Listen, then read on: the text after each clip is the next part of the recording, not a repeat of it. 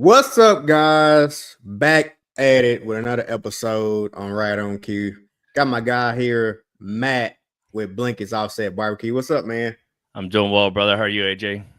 Man, I'm doing great, man. Logan has Logan don't know what he has done, man. He just left the show in our hands, and Hey, hopefully let him down.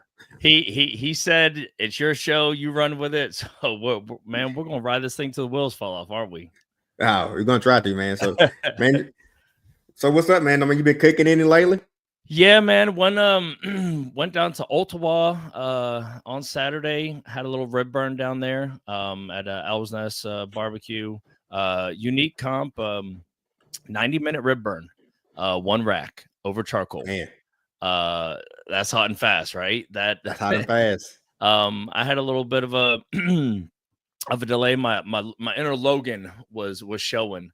All right, so in the part of the suburb of Chattanooga is on the Eastern time zone. So, when I leave from here it's an hour ahead. Right. Set the alarms, but I wanted to roll out of here about 4:30. Get down there like 7:30 to 8. There you go. Meat selection they provided was around 9. And then you have from 9 to 10. You could not put your meat on the grill until 10 o'clock. Right. That was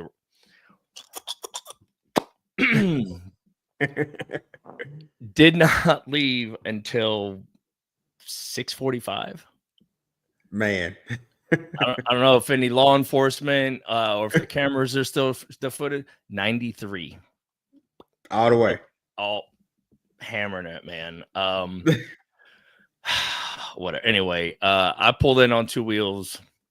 Got there like at 10:06. So people's ribs have been on for 6 minutes before I even jump out my truck. Right. Got to get set up and all that good stuff. Yeah. Fast forward, didn't place well. Top 10. Got top 10 call. Hey, that's all that matters. But only 5 in the money. I got 8th. So, but I cooked one loin back rib in 41 minutes. That's getting it. So I mean, I'm definitely gonna see that picture, after the show, man, to see if you get some char that thing a little bit. Listen, that's the I didn't even take a picture. Like there were some other people in filming. I'm sure they got some photos, but I did not even kind of have the time to take the picture of the box or whatever. Anyway, so good time. Great little comp. Steve does a good job down there. And I look forward. He's going to have a wing contest coming up soon. So, just fun, non-sanctioned, right? Having fun, man. That's all it's about. But it was also grand to first. So that brought some folks in there too. What about you? How was your weekend? Man, I've been working, man. So I'm just been having to lay back off the barbecue for a little bit. Got to shut down at work. But this weekend, I was going to try to do a rib cook-off association, just something new because it's my off day. But the weather's not looking too good. So I'm just going to have to play it by ear. But, before long, the end of April, I'll be back on the trail and having fun again. But where are you cooking next? The next one will be for sure Florence, Alabama, Smoke on the Water. Cool. Yeah, so be a backyard event. But so maybe I can take some of these tips and tricks we've been giving out this past month. I mean, there's been some heavy information that we've been doing on here, man. I've gone back, I watch all of them. The guests have been fantastic. For the most part, the hosts have been all right. Oh yeah. But that kind of leads us into our guest tonight. For sure, man. We gave you the 4 meats, so we just figured why not bring a seasoned judge on the stage and let him give us some thoughts of what goes behind the scenes when doing judging. So without further ado, let's welcome Mr. Eric Cantrell to the stage. How we going, guys? What's up, brother, man? You doing all right? Doing good, man. That introduction, I was expecting somebody else to pop up there. The man of 1,000 t-shirts, man. That's awesome. 1,000 t-shirts here, but if you got a Smoke on the Shores t-shirt, that's the one you want. That's the one. There we go. I got you. See, I had my sipping one. Don't look at mine. Don't look at mine. Although, hold up. I might have. Uh-oh. Is it right here? No. Yes.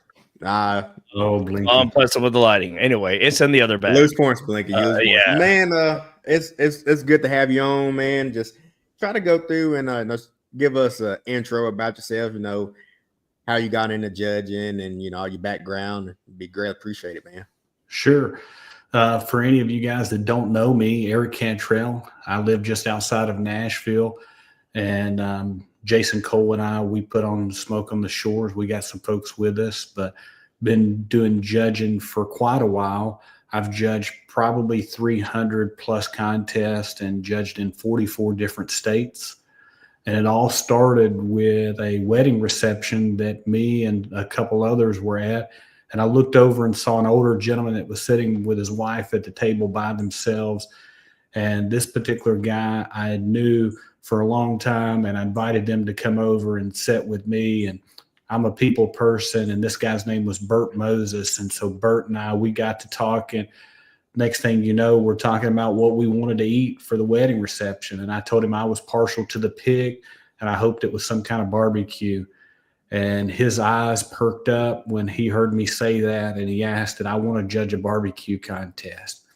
And so my initial reaction was as a pig's hind end pork. And he tells me that he judges barbecue contests all the time, and he would get me in. And I'm thinking he's just blowing smoke. And so a little bit later in that week, sure enough, I get a call from Bert, and he says, we're going to Bowling Green for a Sam's Club event that they're having up there at the Sam's Club. And he said, I've got you in as a celebrity judge. And I think, how in the world am I a celebrity? But sure enough, I said, well, if you're coming through, I'm riding with you. And so it turned into where Bert and I, we went to a lot of barbecue events and covered a lot of ground, spent a lot of weekends together. That guy, he was like a father figure to me. And so he passed away a couple years ago unexpectedly. And, you think at that point, it's like, do you still want to do this? And his wife, we do an award at Smoke on the Shores each year in honor of Bert, and we give it out to a recipient who exemplifies what that he stood for. And she comes, his daughter comes, and they all say, man, Bert would have wanted this. He would want you to continue. And here I am, just like I said, 300 plus contests later. And so just still out there going different places, meeting a lot of folks and eating a lot of barbecue. That's awesome, man. It's always a joy, when I see you at a contest, man. You're always happy and always got good things to say, man. So we appreciate everything you do, man, and just keep it up, brother. Well, it's mutual here because obviously it's a three-leg approach for the barbecue world to keep in existence. And so we need judges, we need the cooks, and then we need the organizers there. And so we appreciate you guys as much as you guys appreciate us. Maybe more so than sometimes what you guys appreciate us. Well, we're going to get into that. Yeah. It's all fun and games, man. Hey, you can't have one without the other. We're the one who signed up to. That's right. That's right. Cook in a parking lot and put some meat in a styrofoam box and be judged on it. So, I think on the competitor side is the loose screw side, if you will. Judges, it's more straightforward of what you guys are going to do and can expect, in my opinion. For sure. Yeah. Yes, sir. But man, we're going to kind of step through, through this episode and just try to break down what judges' point of view of a perfect bite of each protein. What do you think chicken, ribs, pork, brisket, what is a perfect bite or a perfect 999 to you in your opinion? Yeah, so obviously the word you threw out there, perfect. So there is no perfect that's in barbecue unless that they tell you, like this weekend at the contest I was at in St. Robert, somebody got a perfect. And right. Then obviously they handed out some just regular 180s. So, but some folks got a perfect 180. And that's the only time that we typically use the word perfect, because if you look at a judge's scorecard, you're not going to see that word on the judge's scorecard. As you guys know, on the competitor side out there, KCBS is where that I spend most of my time, and I know that's kind of where that you guys do a lot of your cooking as well. And 7, 8s, and 9s is what we've really seen KCBS turn into.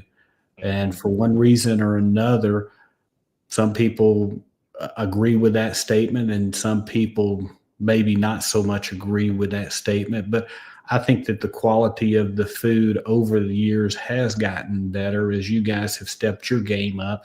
And hopefully we've been a little bit of a part in that with giving some feedback and things of that nature. And so what you asked was what would we consider, let's just say an amazing entry, because in the amazing world of competition barbecue, me personally, I turned into a barbecue snob. But Yeah. if you go to a restaurant, no offense, Blinky, but it's not the same when you're getting this competition barbecue and then you go into just a local restaurant, and restaurants locally are not set up to provide you competition food. They'll go out of business in that manner. So as far as chicken goes, whether it's legs, thighs, wings, you name it, breast meat, we just look for something that hits the marks. And the easiest way to think it, because judges as well as cooks, they have hard times articulating what actually constitute good. And so if you look at that scorecard and you think, man, that was good. Well, what's that number equating to? That's a 7. And you know what you guys are going to be doing. If you get a 7, you're going to set on your hands. So Right. we don't want 7s. Stretch on his little cart that he rides around with out at the American Royal, he's got a little sticker on the side of it, and it says 7 suck. Absolutely. If you want to know, in my opinion here, and this is from the Gospel of Eric, what's a 9? I want to tell you it's something as far as chicken that you got a good, clean, smooth bite. It's flavorful, it's juicy, etc. The way that I would try to describe this to folks, and this is not necessarily KCBS's approach to it, but it's an easy way for people to go out there and look at conceptualizing 7, 8s, 9s, 6s, 5s, you name it. We've all been to school, and so we've been graded at some level. And you know what that A is, you know what a B is, you know what a C is, so forth and so on. And so the way that I look at this from a judging perspective, did you hit all the marks that were set forth? Was that tenderness? Did it have nice, smooth bite, whether it be the skin component or whether it be the meat itself? And so the flavor, it doesn't have to necessarily be what the judge is looking for, even though that the taste aspect is subjective. That's a little bit of a variable, but the appearance aspect, when they flip the lid on that box, you're eating with your eyes. And so I tell folks, man, would you drive 5 miles to get that again if you could? Would you drive 20 miles to get that if you could? And so many people, they go out there and I think that from a competitor standpoint, they get a little bit frustrated when they see their score sheets afterwards, because a lot of times your food may not score what you think, but on the flip side, there's going to be days to where your score is going to score a little bit better than what you think. And it really only boils down to what 5 of those 6 judges at that table that day think. But for the judges themselves, the tenderness aspect and the appearance aspect should be pretty close in line, because KCBS has a clear-cut set of standards that they want you to adhere to. It's much easier in a lot of the categories to understand where the tenderness needs to be. But when we say in chicken, you want to take that bite, and as that chicken is sitting down on the plate, you're going to pick that up, and with taking a bite, you're probably going to eat 1.5 pounds of meat if you got 24 samples in the course of the day. So that judge may only be able to take 1 bite. Yeah, He may be indifferent, whether it's an 8 or whether it's a 9, and he may go back in for a second bite. And so whether you're taking that bite from, and KCBS trains you to take it from the meatiest portion of that entry. So if you're a thigh guy, we're taking it and we're biting it right there from the side. We're not taking it and biting from the top of it. So just a little rule of thumb to any of the cooks out there that's watching this, don't skip on the sides. If you make the top all pretty and then you've had your thighs to where that they're in a butter bath and all of your rub and stuff is washed off of the side of it, guess what that bite's probably going to be if you've not went back in and hit it with a little bit of sauce, rub, finishing, or something of that nature. Probably going to be lacking a little bit of flavor. So again, this is a roundabout answer to try to tell you, we just want food that hits all the marks. From a tenderness perspective, it's got that clean, juicy bite through. It's not dry. And from a taste perspective, you want it to be flavorful. And it doesn't have to necessarily be what that I'm looking for as far as my personal preference. If I had sweet with a little heat, I'd high five you. But if I got something that's really savory, I'm going to roll with that as well. Speaking of chicken and you being, 300 plus, how have you seen chicken boxes to turn-ins? How have you seen them progress? Because in essence, chicken is almost the most, my opinion, maybe pork, but widest range, if you will, that teams can do the most with, being, as you labeled, a leg, a thigh, or breast meat. Yeah. So this weekend you had, on the second day, it was 4 thighs and 2 legs that we had as far as our 6 entries that hit our table. And 3 of the 4 thighs, they ended up having 7 pieces in the box. Okay. That's pretty hard to do a lot of times, but they arranged it to where that they were running at a diagonal and they had 2, 3, 2. And so, that 7th piece that was in there, that gave the table captain a little something to eat. But it also gave the judges a choice, whereas if it's getting around to you, because all of your listeners out there, they may understand this, they may not be certified judges. When you start with the chicken category, the first judge number 1 will take the first piece of chicken out of the box. And so judge 6, they gets what's left in the box. Mm-hmm. Well, when it goes to ribs, it starts at judge 6 and judge 1 will get the last pick out of the box, and then it rotates back to pork, and then it will flip again in brisket categories. So in the South, I think that you'll have a little bit more tendency as far as some leg cooks. You'll see as you get closer and closer to the jack, or somebody has recently taken somebody's class, they'll start trying some things. I've seen some boxes that we call a jack box, to where that you have to cook the white meat and the dark meat, and people will start experimenting with chicken wings. We've seen some wing only boxes. Those were popular after Smitty did really well with those at the Royal. Mm-hmm. Those have kind of died back a little bit, but you'll still see those. But in a contest where there's 25 teams, you may have one that will be a wing box. I know somebody who turned in wings at Smoke on the Shores. I think they put one leg in there also. It looked so crazy, but I remember seeing a box like that. It's scored accordingly. Touch upon that. You said that the wing boxes kind of fell off a little bit. In your opinion, why do you think that is so? That because wings are so easy to cook, but people are scared to cook them. Why do you think on a judge's standpoint? Wings are somewhat easy to cook. I'm not a cook. For you guys, it's probably easy, but wings are one of those, when you hit them, you can knock it out of the park. It's like hitting a home run. But the biggest thing that I've saw with challenges with wings is the skin itself. People will go out there and not have the skin where it needs to be, because it's such a quick cook, more so than your thighs or your legs. Another thing that was happening out there, some of the teams were removing that small bone from it, and they would do that so that it would give the judges a nice bite, where that they weren't having to fork their tongue in between the 2 bones and that wing flat and fight with that.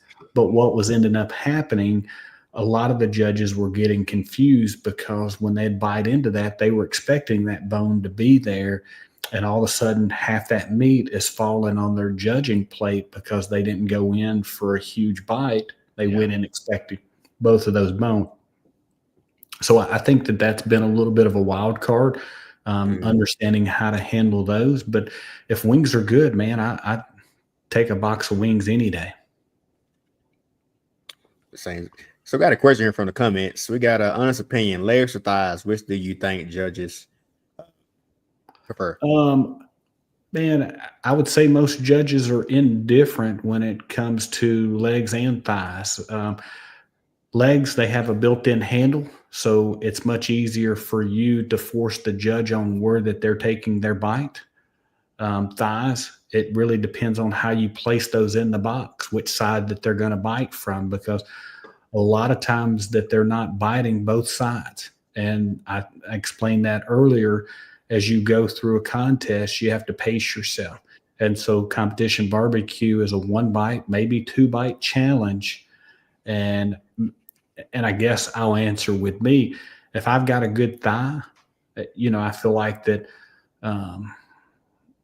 I probably would go for that. I've had a box, believe it or not, in 300 and some odd contests. I've probably seen pretty much anything. And I had a box that was over in New Jersey at one point in time where a pitmaster put in 3 thighs and 3 legs. And so it got to me, and I got a choice between there because there was still a leg in there and there was still a thigh in there, and I took the thigh. And the reason that I took the thigh was because I thought the thighs looked better. And me personally, and I think a lot of judges are this way, so hopefully your pitmasters that are watching this show take a little bit of confidence in this. The judges want to give the highest score that they possibly can. And the reason that we go in when we have choices and pick that best piece of meat is for that very reason. Nobody wants to go out there if they're coming and driving to one of these barbecue contests to pick the crappiest food if they've got a choice. So for me, selfishly, I want to give you the high score, but I want to eat the best barbecue as well.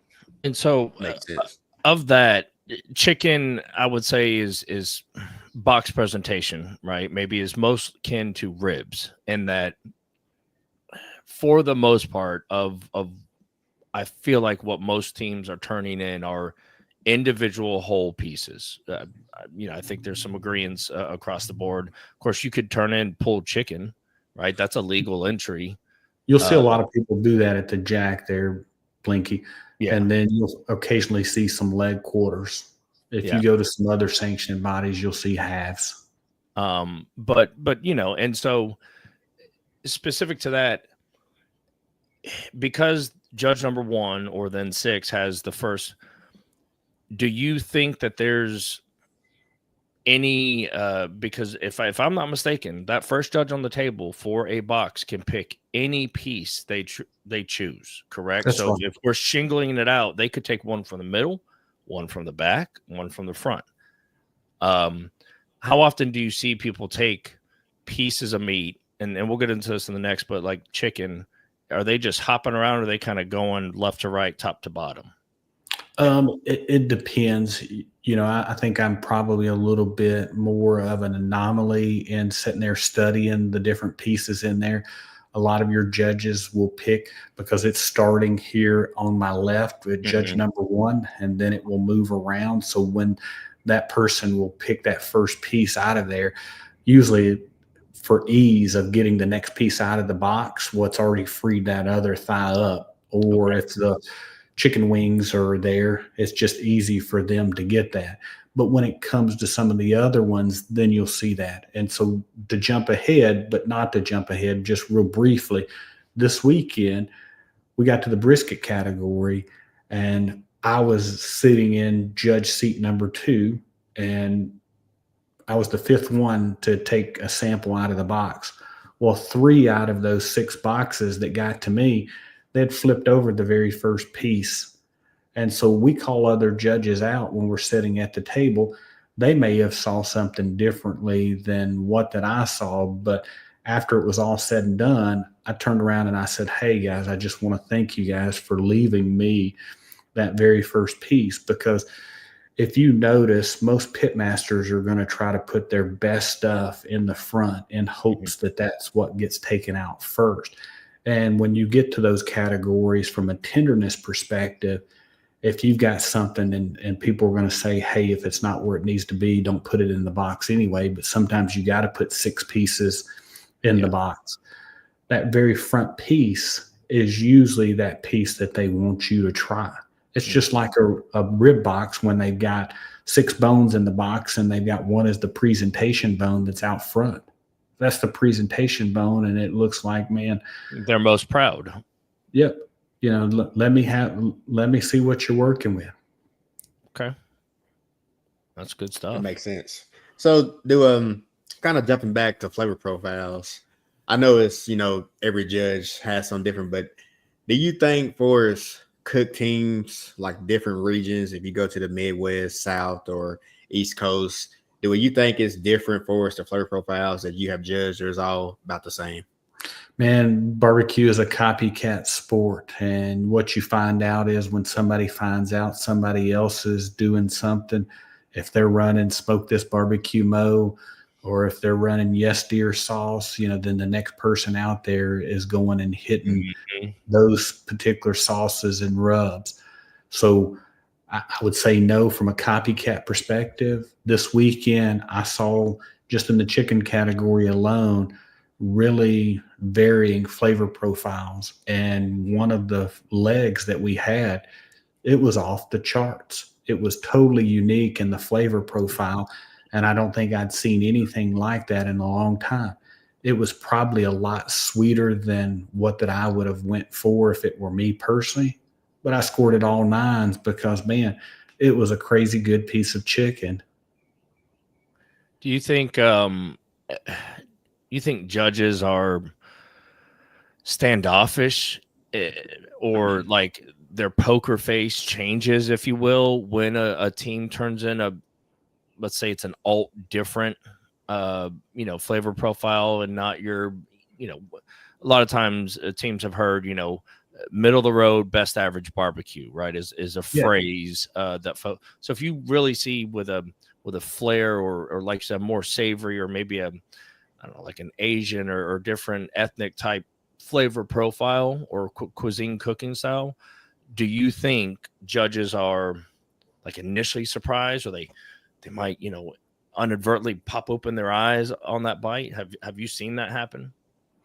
Yeah, and they tell you inside the recording that the judges listen to before every contest, keep your poker face on, because they don't want you to influence what another judge. The very first step is you're eating with your eyes. They flip the lid on that box, and when it comes around, I'll even make little notes on my judging plate, and I'm like, man, that's a beautiful box. Yeah. I hope it, and I'm thinking to myself, I hope it tastes as good as what it looks. And then you get out there and you'll have some that's like, okay, that's creative. Let me see what this is going to be like.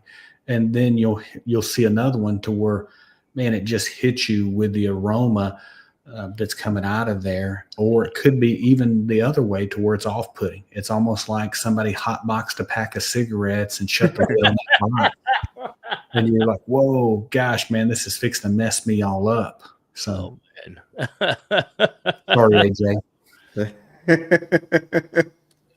Oh man, so, that's amazing. For some time, let's move on to ribs. Just going in, standard turn-in fashion, I guess. What take us through kind of a rib box? Like I said earlier, in my opinion, design or meat cooking type. Well, actually, in ribs, we're not allowed to pull the meat off the bone. It has to be turned in on the bone per the rules. So that's right. Ribs is kind of a very straightforward, if you will, cook by way of the proteins, and then what we're putting into the box. We're putting just a gathering of rib bones. Yep. And so in KCBS, you're typically just seeing spares. You're not seeing many baby backs unless that you get a crossover, maybe from an MBN contest or somebody that's a newer team. And a lot of times what you see is that people will go out there and they've got their box, man, and this is their box that they want to try to put a square peg in a round hole. And I say this to all folks out there, make sure that anything that you put in the box is subject to be judged. And so if you like a 4-4 stack that's on there, but you really only got one rack that's good and you can get 4 bones or maybe 5 bones out of there, and you think that, well, I'm going to turn around and do 4 out of this one and 4 out of the other one. Like, man, don't do it, because you get one drop. So just take your chances with the 5 that you get out of there and just live to fight another day and say, I had one rack, the other 3 weren't where I needed them to be. And so as we were talking earlier, this is one to where that we will go out there and study those, but typically you see them and you look at your scorecard. This is an easy way to see where that you hit, because if you're judging and you're missing in tenderness and you see that judge 6, judge 5, judge 4, and judge 3 all gave me 9s in tenderness, well, that's probably the first 4 bones that come off of the front. But judge 1 and 2, they gave me 8s. They're more than likely going to get those other 2 that's off of the back.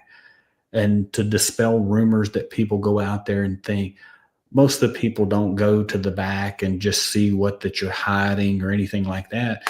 Because if they do, fellow judges like myself will call them out and say, dude, do you not want to eat the best food? It's just like somebody that you see pick up their food off of their plate, knowing that they said that they gave it a 6 or something like that.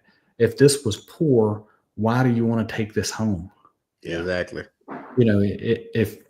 If you think that highly or that lowly, I should say, of that, why in the world, are you really wanting to take that home? Don't tell me it's for your dog or any of the others. But Blinky, on the ribs itself, that's the one where that we're taking our bite right from the center of that rib. And that's typically, we're smart enough to know sometimes you're not going to get straight bones. And so you have to judge where to take that bite, whether it's from this side or whether it's from this side. And judges are smart enough to know if there's not meat that's on that side, go to the other side of it. Yeah. And if you go out there and you're feeling really good about your ribs and you do these Hollywood cuts where that you sacrifice that bone in between and give all that extra meat to it, be careful to where that the judge can actually get their mouth and bite to the rib itself or to the bone of the rib itself and come out, because the judges are taught, the meat should pull away from the bone cleanly. And you're looking for the meat to stay attached on both sides of that. The butchers sometimes will not do you any favors to where maybe that the meat is setting up on top. But the neat thing about KCBS, and this is where judges struggle, especially in this category a lot of times, and I'm not knocking my fellow judges, but I've done this obviously a few more times than some of the other judges. KCBS tenderness is based on mouthfeel. And when you put that in your mouth, you're going to hear about this more in pork category. You can really tell, what the texture of that rib is, whether it's mush or not. But for you guys as pit masters, I think most of you guys that are at the top of your game are actually going out there and learning to cook based on feel. So you feel those ribs before you even put them in the box. You know where you're at really from a tenderness perspective. You're trying your food, I'm sure, as well, but we're doing the same thing. In the rib category, we discourage most of the judges from taking the ribs out with a fork, because it goes back to that fork rule. Pork category, it's required to have a fork in the box for that category, but the others, it's optional. And I saw this, and this happened several years ago, and it happened in our contest where somebody went in and they were stabbing the ribs right along the bones.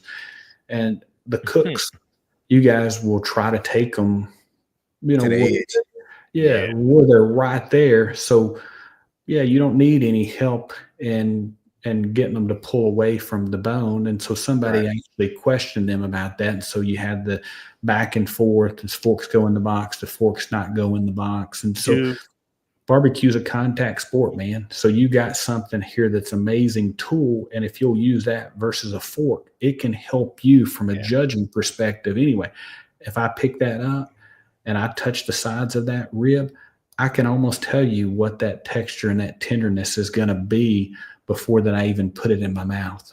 Do you think that could be solved, or there could be a progression, right? Because there's table captains at these contests.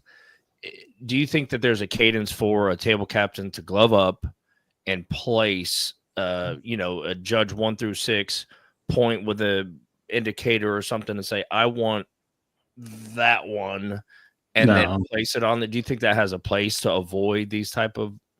No, we don't need that. We're all big boys and big girls. And so, we've got reps out there that are doing the right thing, and, they're going to call judges out if they're doing silly crap. And then you got folks that are outliers, and they'll go out there and they'll have conversations with them.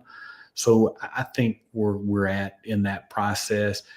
The tables will police themselves. Yeah. And so just like this weekend, we just said amongst ourselves, man, there's no need for forks in here. You're going to get a little barbecue sauce on you, but that's what these napkins and stuff here at the table are for. Get in there, enjoy what you're doing. Barbecue is about having fun. If you're worried about getting little barbecue sauce on your hands, then you're probably at the wrong sport or the wrong type of event. Yeah, which, and I've talked to a couple of judges myself over the years, and one recently, and that was kind of the question I asked them, if judges use forks for ribs, because we do take them to the edge, and they're you got to be careful with them, because the way I cook mine, they're very delicate. And what he pretty much expressed to me, that he didn't think about it that way, but he would definitely pass it on to his fellow judges.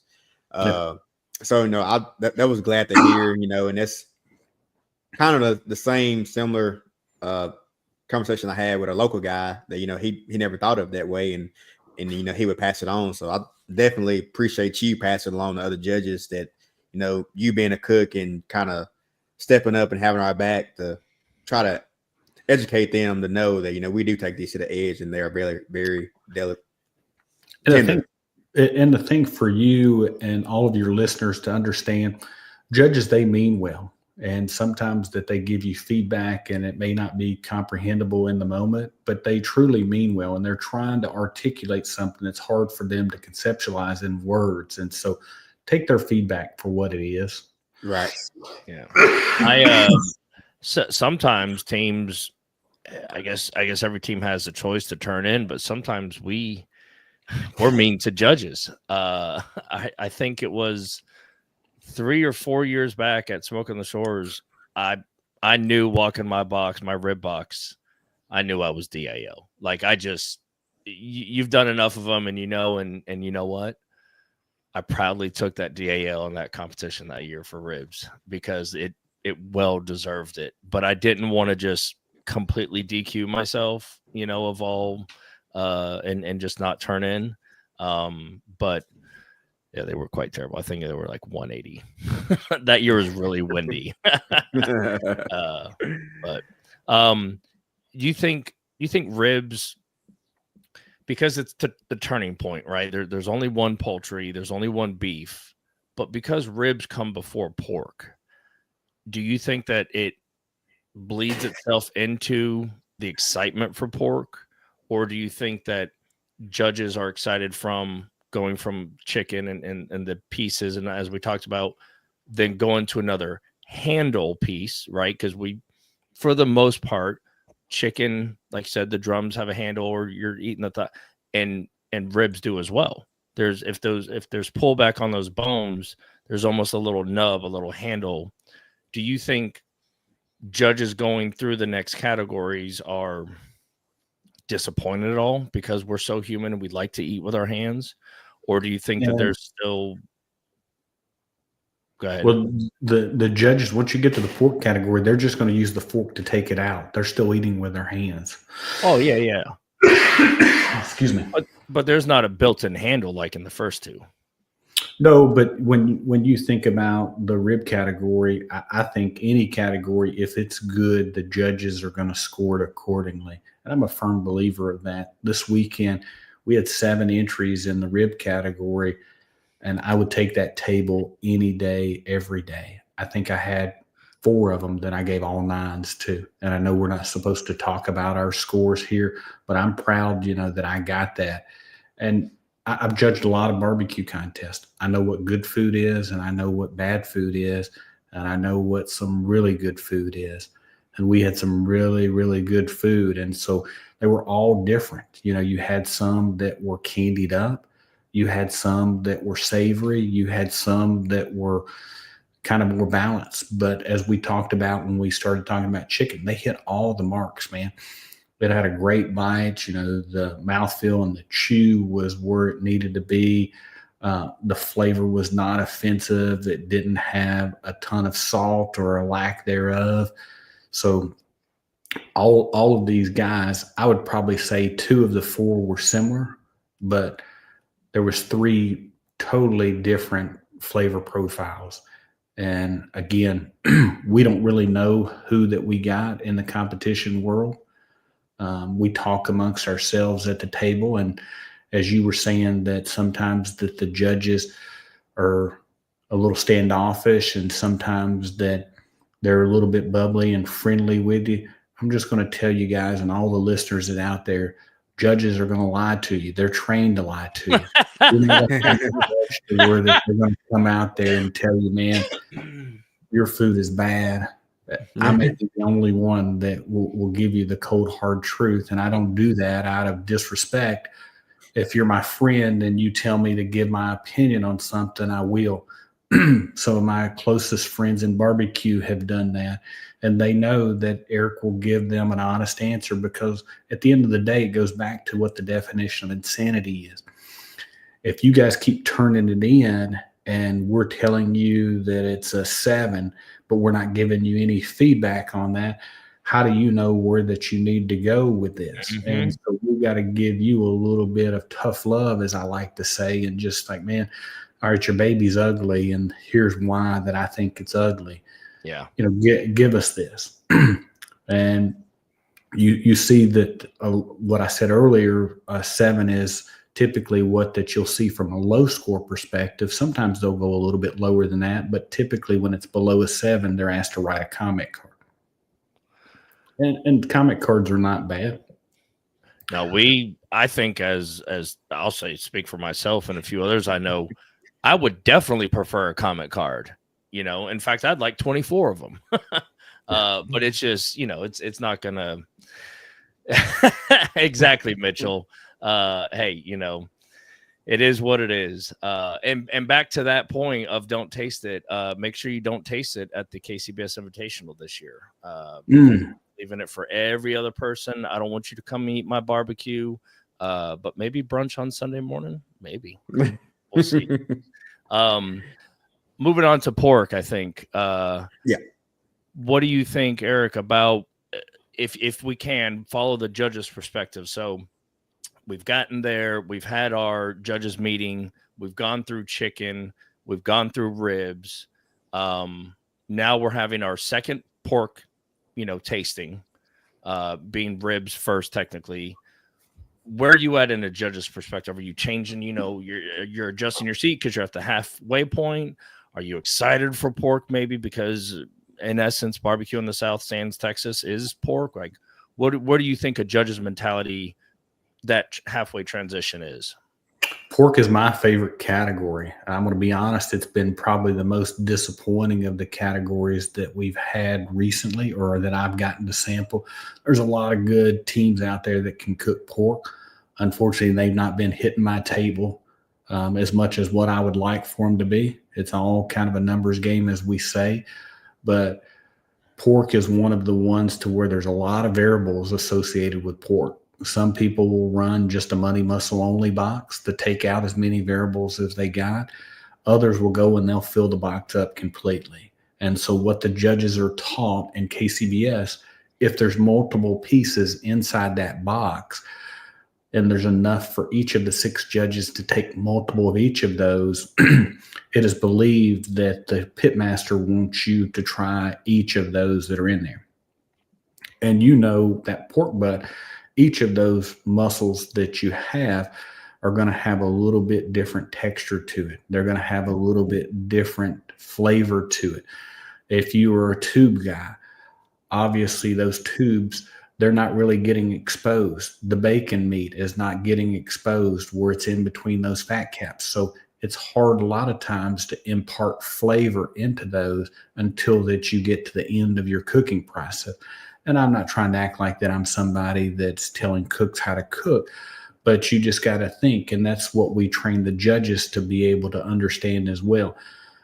Just because it's a money muscle doesn't mean that it's going to have to taste the same as the bacon. If that's what that you pull some bacon and put that in there, we want it to taste good regardless of whether it's the same flavor or not, because all of that fat as it renders to get that bacon meat, it's totally different than a money muscle that's been exposed pretty much all the way around, and it's got a nice bark on it, whereas hopefully your bacon meat doesn't have any bark on it. Mm-hmm. Right. And it's going to be very thin. And I'm just saying those particular items. And so I said this earlier here, if you put it in the box, make sure it's as good as anything else that you put in the box. Yeah. Because go ahead. If your money muscles are money and they're 9s and your pulled is maybe an 8, why do that to yourself? Just so that you can build your box that you're comfortable with building, or putting a square peg in a round hole. People that go out there and cook, they say, well, I'm afraid if I don't have enough in my box that it will look empty and they'll count down. Would you much rather have a lower score in appearance, or would you much rather have a lower score in taste and tenderness? Yeah. Listen, you can score 5.99 and still be higher than a 9.89. Yep. Sure. So, a proponent of that. Best 6 pieces is just really, and actually earlier if just to go back, if we can, and AJ, I think this is kind of important. Were you alluding to what you were saying with chicken? Would you encourage a team to only put 5 pieces in a box if they only had 5 and not teeter on that 6th? I want anybody to put 5 in there, because if you're going to get 5, then you're going to get a disqualification. Well, but for clarification, but yes, you not to go above the 6, because you do get a drop score. Well, no, like I said, if it's money, put it in there.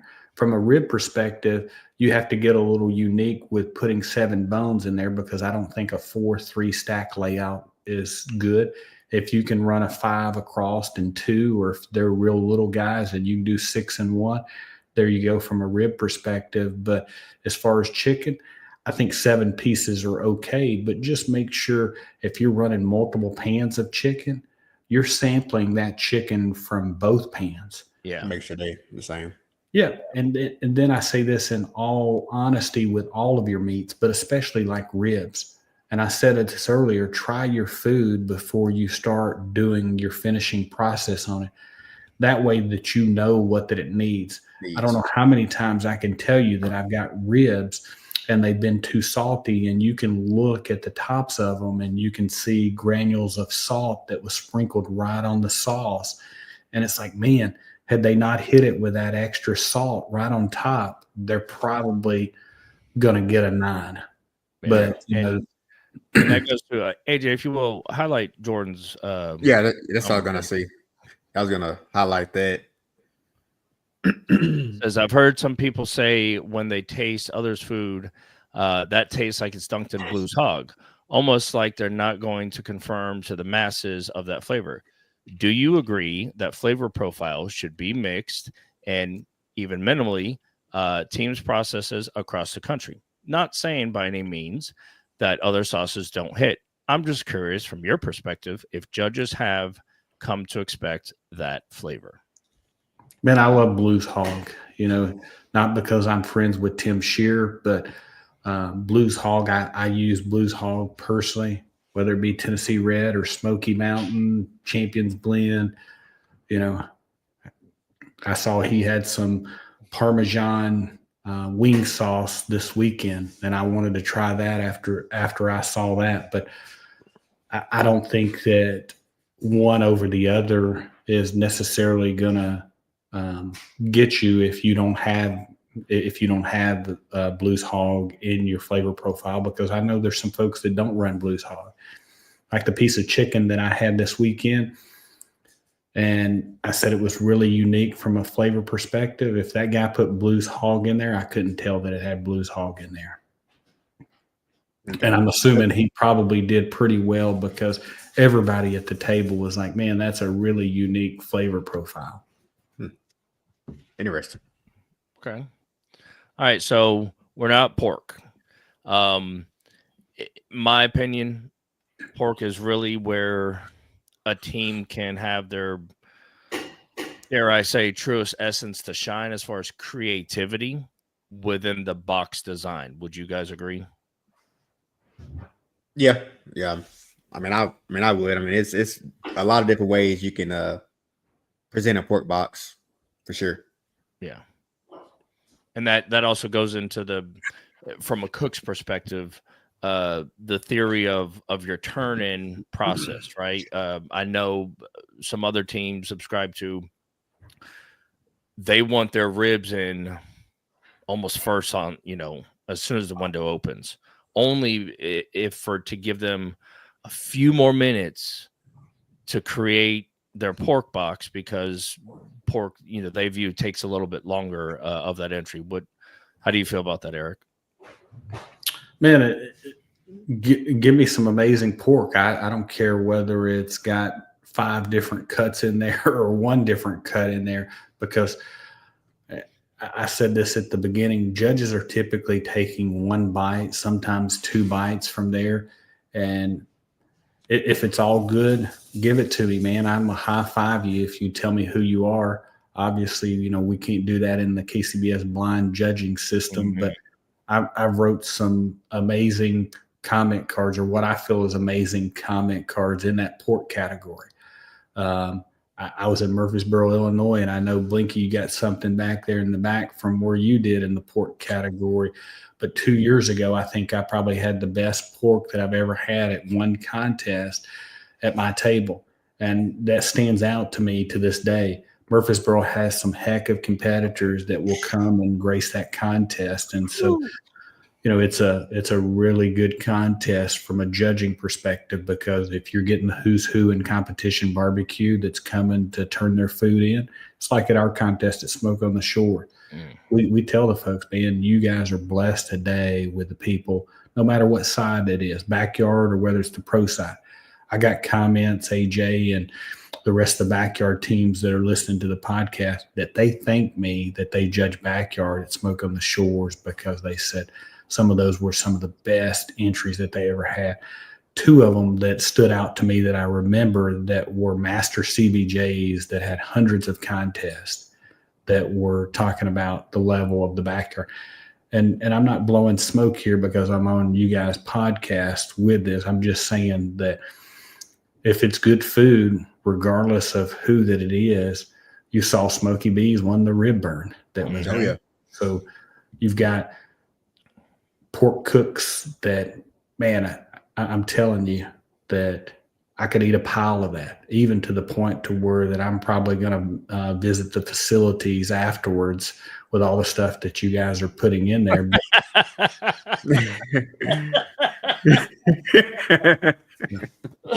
Says Rich. Yeah. Man, it's so that man, that kind of ties to the question I was gonna ask. So Logan, he coming on here, and he was like, what does a judge want to see in a pork box, and whether pulled or bacon, kind of like, what is your opinion on that? Because we're trying to get the best meat in there, putting all the goodies on it and whatnot. So what, in your point of view, you would like to see? Man, whatever that you put in there, I want it to be something that is what you would consider your best. And I know that sounds like a copped answer when you look at it, but if everything is freaking amazing in your cook that day, well, give it to us here. I think that you'll get rewarded, but you also take a much bigger risk when you run those boxes. I've got some friends out there that I know that I've seen their pork boxes because, I've helped them with their cook process, and they put many different things in there. And so as they go through, it's like, is this going to make it in the box or is this not going to make it in the box? And it goes back to the thing, if that's not as good as the other, why do you do that to yourself? Because you've just given the judge another variable. But this is an answer that your listeners probably want to hear. Most 90+% of the boxes are going to have money muscle in there, whether it's going to be the medallions or whether it's going to be some chunked up money muscle. Here's the thing that I'm going to give your listeners a little bit of feedback, because a lot of people turn in the pork box and they'll put those money muscles in there. And it's not what I call a true money muscle. They're taking that collar and they're getting into some of that other meat, whether it's a tube, etc. Some of them will leave the false money that's on the top of them. Mm-hmm. And you just open yourself up to allowing the judge, what if they take their bite from there? What if they take it from the other? Just like what we said earlier, if the tube has a different flavor and a different texture, okay, that's going to be different than this money muscle that it's attached to. Tubes have a tendency to dry out much easier than a money muscle does. If they're right, man, I love them. You know, I've seen some people that give me those big fat, look like logs for if it's as round as of a Coke can, then you know it's that's a hunk of meat, at least for medallion size. And so, Blinky, your question earlier was that you said, what's the difference when we go from the rib category over into the pork category? The pork category is where that it's, you know, ribs and chicken are sweet, but it gets to a whole new level of sweetness a lot of times in the pork category. And I always tell teams, because they ask this question, what is too sweet? And I use this analogy, and people out there probably heard me say it, but we all, I think for the most part, will tolerate sweet to an extent, but we don't want to be Buddy the Elf to where we feel like we're drinking a bottle of maple syrup. Yeah. If we pick that pulled up and it's dripping off or any of that, you know, we want to taste the meat. It's a meat contest. Your sauce and your rub and everything else should complement the meat itself. Sometimes, you know, you're there on the cutting board and it has no flavor whatsoever. You're trying to hit it with everything you got. And we understand that. But for the most part, when you use that, just let that complement what that you've already worked hard to do. If you're going to go that route to where that you decide you're just changing everything on the cutting board, why even put any rub or sauce on the thing, you know, in the wrap or any of that other stuff, if that's where that you're going? Do you think, do you see a lot of similarities, let's say sauce wise, you mentioned it, you know, between ribs and pork? In essence, you think a lot of teams are running same sauce at bare minimum between the two categories? Well, it goes back to what I said earlier. There's a lot of people that's taken a lot of people's class, and when somebody understands somebody is doing well, I'm sure you guys tried to get Heath to give out some of his goodies. And so once that he starts telling people what that he's done, and I'm not saying this is the case because I don't know what Heath runs, but obviously I know he's been doing well. But he took somebody's class that I happened to be at, and you know, he was already a heck of a cook as it was. And so any little bit of knowledge that they take away from that class, because I learn stuff when I get to hang out with you guys on the other side, and that helps me to be a better judge, but it also helps me if I want to go burn some meat in my driveway. Yeah, right. Logan said, should a finishing dust be more on sweet side or more on savory or balanced? Well, it depends on what that you need, because you taste that pork or whatever entry that it is, and what do you need to add to this? Do you need to add a little bit of salt? Do you need to try to tone down your salt that you've got? So I think that's the answer here. It's not necessarily a one size fits all. In a perfect world, just like what I said, it's much easier to add something to take it out. And if we're going back to my flavor profile that I said for chicken and ribs, sweet with a little heat, you probably can do that with a finishing rub much easier than with your actual rubs and your cooking process. Yeah. And again, this is me sounding like I'm some kind of knowledgeable pit master giving everybody else out there. But I think that you go out there and you're tasting your food and you get to that point to, oh crap, and you're looking around trying to pull everything out of the cabinet that you can. I'd much rather pull something out to add a little bit on. And that goes back to the school of Tim Shear. Mm-hmm. For sure. So one quick thing that you mentioned about pork and money muscle, and you mentioned a true money muscle and, yes. and the false cap and whatnot and cutting it in. Maybe you have in your 300 plus. Have you seen a pork box? Medallions is a very common, like I said, our chunks, but like, have you seen maybe a shocking style pork entry with medallions that were just massively pork steaks? Yeah, almost. Yeah, I saw those, and I think I know who actually turned them in, even though we're not supposed to know that.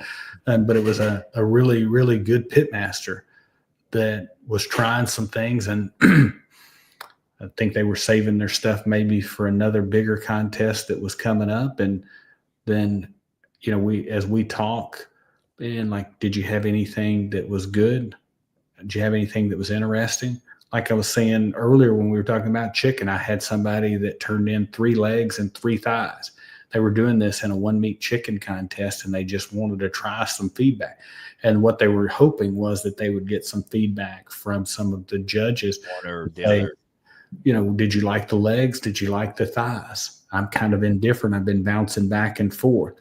Well, this is a buddy who is not necessarily a real KCBS guy as much as he is some of the other sanctioning bodies, but Bill Purvis, he went out there and won the CBA contest. And I want to say it was one of the rodeos, and he did pork steaks. And so some other people went out there, and I think that they saw him having some success with this. As I say, it's a copycat league. And so, well, Bill can do it. Maybe I can do it too. Yeah. Makes sense. Absolutely. Makes sense. Sure. So, but last but not least, man, we're gonna talk about brisket before we get out here, man. Just buddy, here we go. The beef. Give us some insider tips on some beef, Eric, if you don't mind, man. Well, I tell all the folks, we want to finish strong, and so that last category, we want it to be as good as the first category. And our fellow judges, especially our newer judges, we tell them, pace yourself. However that you start out, make sure you save room for brisket, because if brisket is where it's at, man, it's going to be probably the best, probably of the 4 proteins that you may get that day, because you guys know how much you're paying for a brisket when you go out there and cook it. So not that chicken being cheap is still not good, but a nice brisket, you don't know how many times I went back and finished a whole slice of something that I've had. So what I tell you in all of the categories, and your listeners hopefully will take note of this, taste and tenderness go hand in hand. And so KCBS, man, it's a tenderness game. If you don't nail tenderness, you're going to struggle a lot of times in that taste aspect. And you say, well, how is that possible? Because this is 2 separate and they're supposed to be judged separately. If you get something that is tough and you're sitting there trying to chew forever on that thing, how much in your mind does the flavor profile, if you're having to work overtime to go out there and eat that particular piece? So as we're talking about brisket, we're talking about ribs, pushing those to the limit. I think, brisket, you push that thing to where that you're able to nail that tenderness. And you saw the old school folks that will hold their finger up or a pencil up and drape that over. In KCBS, we don't do that. We'll take and we'll pull that piece of brisket right at the center, and that break point, that's where we'll take our bite from. And You don't have like little ducklings to where that you hold it up and eat from the end. So if your brisket's crumbling on the ends and you have to dock the edges on that, that's okay. I don't think that everybody is getting all bent out of shape to where that, man, this is not barbecue pure, if you will. The edges don't go from one end of the box to the other. So when you get to that brisket category, there's a couple things that I always tell everybody, to think about. You want that brisket to be moist, and when you put that au jus or whatever it is on there, so many times that people will have a bunch of stuff in their au jus and it's not hot enough to where that when they layer it on while those slices have been laid in the box, it will just clump right on the very top of that slice in front of it. Almost pulling. Yep. So when that first judge pulls that slice out, guess what happens to that second slice that's right in behind it? Right there at the very top where that other slice was sitting on front of it, you got a big glob of whatever was in your au jus that's just sitting there. And that can be off-putting to those judges, because they're not telling judges to go out there and take your hand and wipe something off. If it's on there, we're eating it. Yeah. So again, the brisket category, burn ends, make sure that they're as good as those slices, or vice versa. Now we're getting controversial. We're getting into it with them. Yeah, we had one this weekend, and I wrote a comment card, man, that the slices were far better than the burn ends. And you're what you want to know is, well, why was the burn end not where it needed to be, in my opinion? So it's all based on mouthfeel. And you know that point obviously is a totally different. We were talking about this in pork. It's going to be totally different than the flat. And so it's going to have a different texture. And I think most judges are getting to understand that those are going to be different, as long as they have some integrity and some chew to them. But you don't want burn ends to crunch. You don't want burn ends to the bark to be tough on it, like where that you scalp a pork butt and then that bacon gets fried down at the bottom of it. Yeah. So if you have that, then that's probably where that you're like, man, I like these burn ends, but maybe they're better for me and my fellow teammates here for us to enjoy, or somebody at home may enjoy them. Because I would have given the team all 9s based on if they were just their slices. But I took a burn end, and so I factored that in as well. So their tenderness ended up suffering from that. Yeah. Sorry. That was me, man. Well, no, it shocked me when I spilt that. Oh. I was like, whoa, it's all good. I got the volume turned up. It's all good, brother.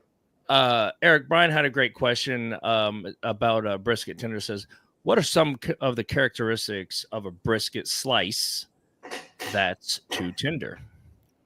All right, so too tender, obviously it's just falling apart. We talk about us using mouthfeel from a perspective. One of the best brisket from a flavor profile that I've ever had was in Maryville several years ago.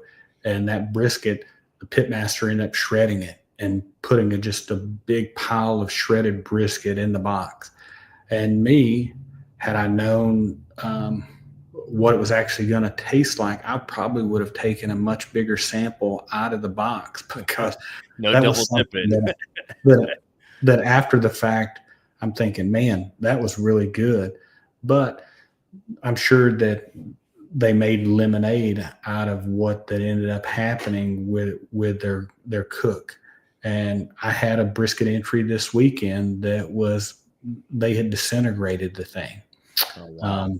Meaning that it just had no integrity whatsoever.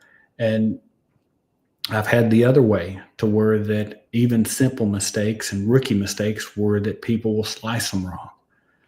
If you slice it wrong, regardless of whether you've cooked it right or not, it's going to be tough. It'll probably be as tough as shoe leather, just where that you're not slicing against the grain.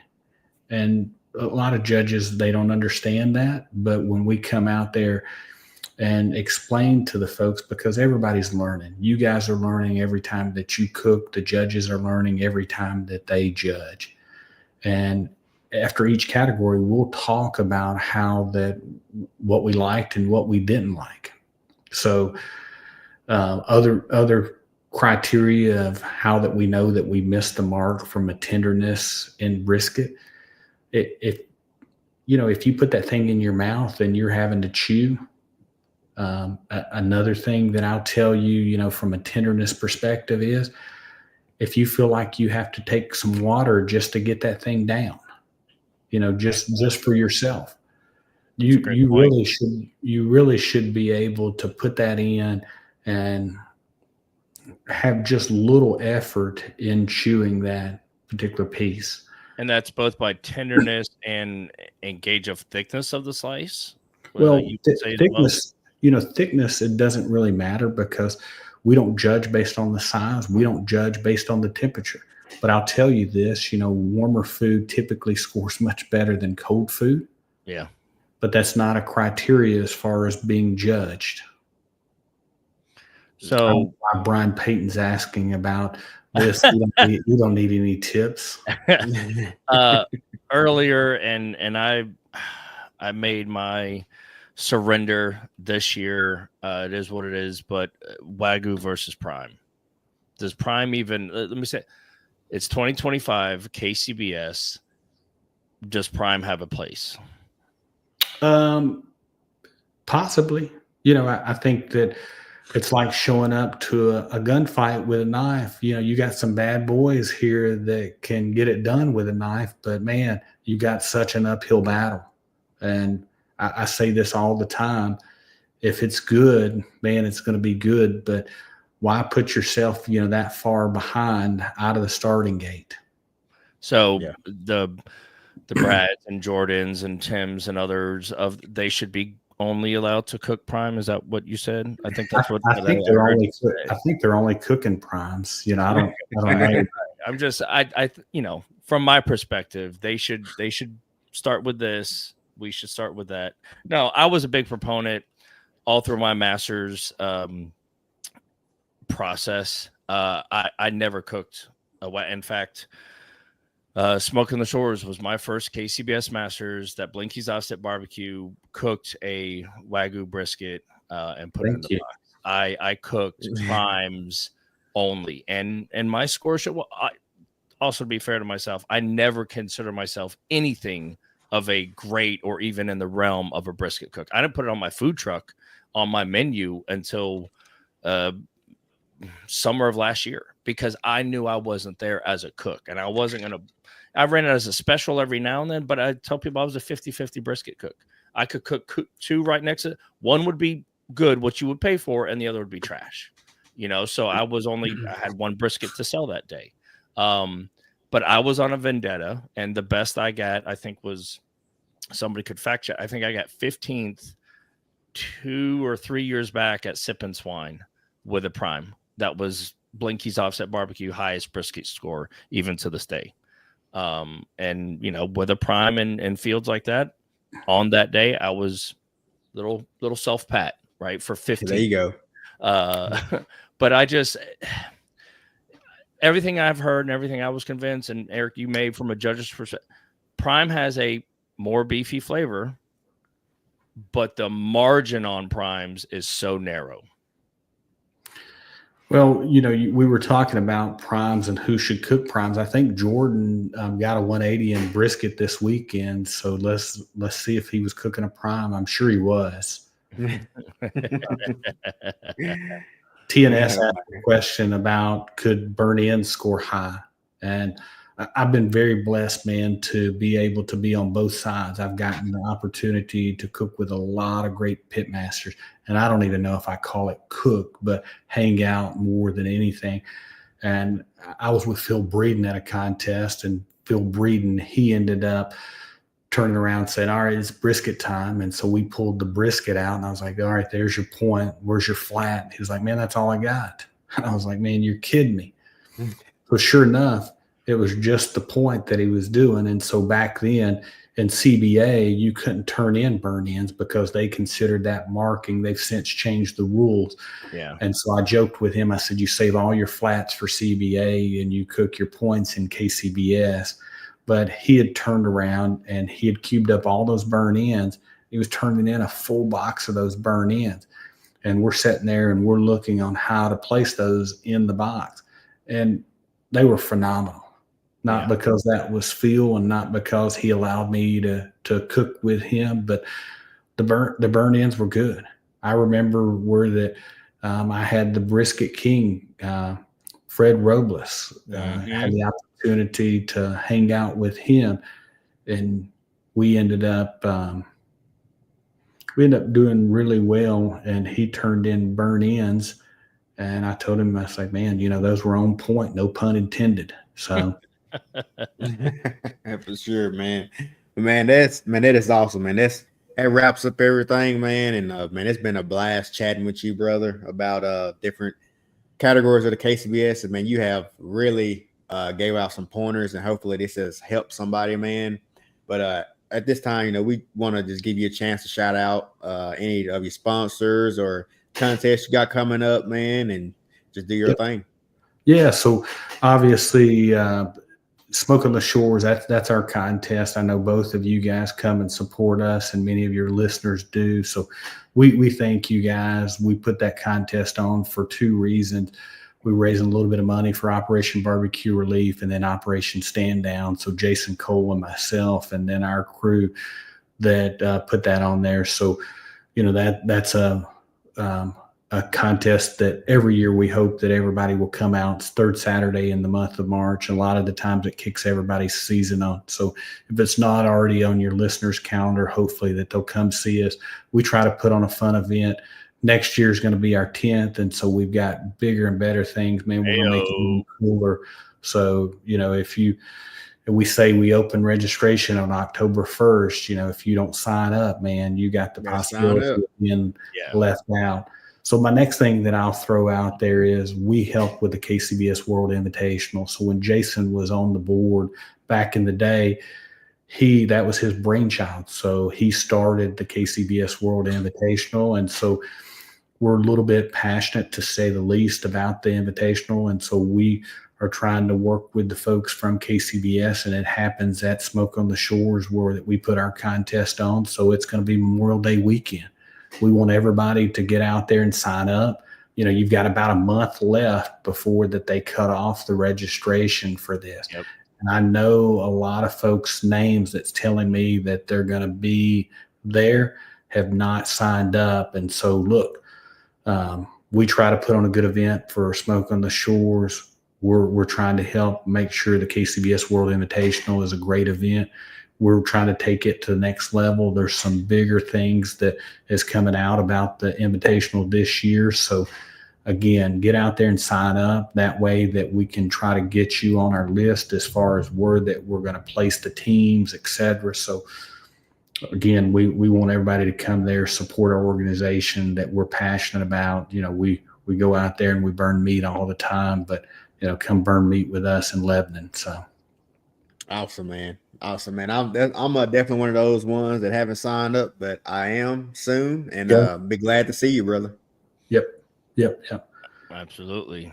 Yes, sir, well, Eric, man. where if anybody, because we've had a lot of participation in this, and that goes, Eric, to your clout, your predominance as a judge, and your overall input into KCBS.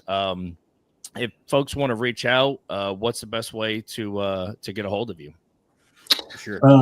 Well, believe it or not, I don't have social media, even though that I'm a pretty social person. I would say the easiest way is just touch Jason's base. Number is just Jason Cole, Smoke on the Shores, Facebook, or any of that stuff. They can get me. Everybody knows my email. I'm pretty open. Jordan says he has my cell phone, $25 per digit there. So, yeah.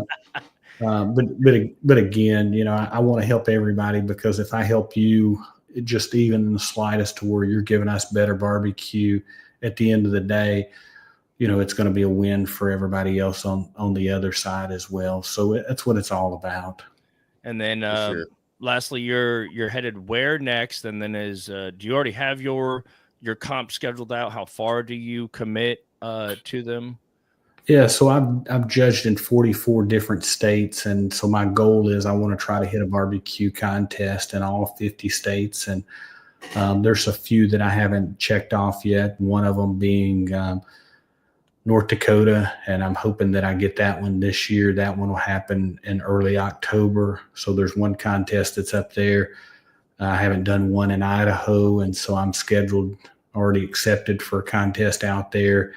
June or July, and then Utah, I'm scheduled to do a contest out there. So I'm just slowly checking them off. Alaska, John and Michelle were reps up there, and I've told them I'm going to come up and see them. That's probably on the schedule for next year. So I should be at the 5-0 in 2026. That'll be awesome. Heck And yeah. You may or may not have already had it, but then you will have all visited all 50 states at that point. That's a goal of mine, 50 by 50. Yes, I had 10 more years to ante up. So I got 37 so far. So that's probably more than most. I've been fortunate. But Eric, man, thank you so much. Absolutely banger of a show. Sorry you had to deal with AJ. And we should probably just giving you a list of questions and you kind of read them off. But much appreciate your time. Thanks, sir. Thank you, brother. See you later, man. Yep. Wow. Man, that was awesome, man. That was a great show, man. Look, I learned some tips, man. It's always good to get the judges' point of view, man. And one thing I didn't know is about the judges. Once they get ribs, Judge 6 is actually the first person that gets picked. So I didn't know that. So that kind of helps me with my scoring when I look at my sheets for sure. I mean, man, listen. If there's one thing I feel like all teams, Backyard Master, whether you've done one or whether you've done 400, we overthink it so many times. Like sure. I've had some sidebar conversations with Darren and whatnot, and he will tell you he doesn't taste his food from time to time. He's done this enough. And maybe some other folks do as well. I'm citing Darren because I know that and that's fine, right? I don't think I could ever put anything in the box that I don't have one to taste. I would be mortified. I would just be beside myself. Absolutely. And the fact of, I want to say he almost simplified it, right? Like knowledge is power. For sure. I mean, definitely. I was going to say definitely, man, if you didn't watch this, I mean, if you can go back. Oh, no, we're going to get replays. Yeah, this one's replays. Man, this is awesome. For sure. Definitely a lot of good info out there from, the chicken ribs, pork and brisket to this one, man. It's definitely something you need to go back and watch, and it'll definitely up your game for free. Hey, and that's what we bring to you folks. That's what and hey, what a great show this was. And who was missing? Logan. Oh man. Wow. Yeah, Logan was missing. So. But hey, man, it's been great talking with you guys, man. If Blinky don't have anything, we're gonna get out of here. I mean, you got anything, brother? No, man. I'm up to my elbows. I kind of did a little thing out in Pegram, signed somewhat of a brick and mortar, if you will. I'm calling it the Blinky's Offset Barbecue World Headquarters. There you check go. out the post tomorrow. Folks are gonna be able to park their trailer because I'm gonna be 3 miles from I-40. If folks are coming and going, I'm setting it up for plugs and things like that. So I'm gonna have my hands full. But nonetheless, I'm always ready to be here because we're always gonna be right on cue. Right on cue. See y'all guys.